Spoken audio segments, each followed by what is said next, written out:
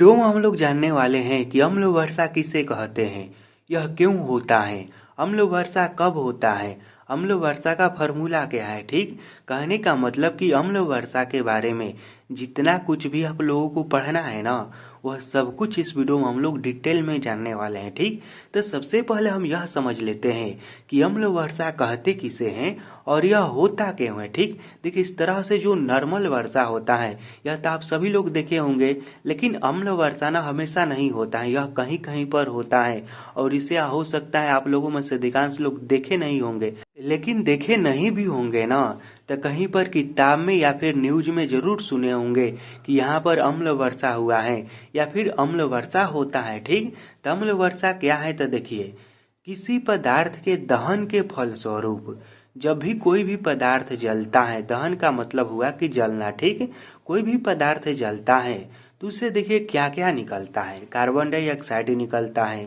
कुछ पदार्थ जलता है तो उससे सल्फर डाइऑक्साइड भी निकलता है और नाइट्रोजन की ऑक्साइड भी निकलता है। क्या, तो देखिए कोई भी पदार्थ जलता है तो देखिए कुछ पदार्थ ऐसे होते हैं जिससे केवल कार्बन डाइऑक्साइड निकलता है, कुछ पदार्थ ऐसे भी हैं जिससे सल्फर डाइऑक्साइड निकलता है, कुछ पदार्थों से नाइट्रोजन की ऑक्साइड निकलता है। यह सब जो ऑक्साइड निकलता है यह जल के साथ क्रिया करके, अभिक्रिया करके, रासायनिक अभिक्रिया आप सभी लोग पढ़े होंगे, तो यह जल के साथ अभिक्रिया करके अम्ल बनाता है।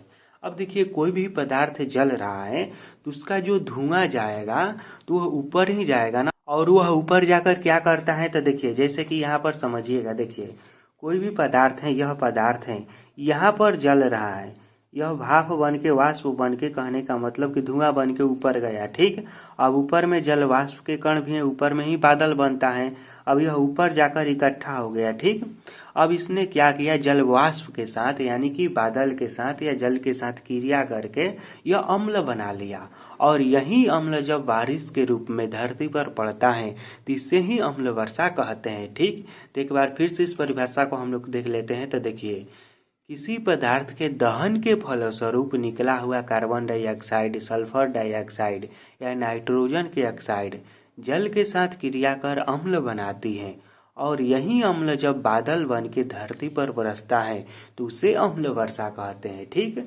अब आपसे कोई पूछेगा कि अम्ल वर्षा का सूत्र बताइए, तो देखिए यदि अम्ल वर्षा कार्बन डाइऑक्साइड, यदि अम्ल जो बनेगा वह कार्बन डाइऑक्साइड के साथ क्रिया करेगा जल, तो यह वाला बनेगा।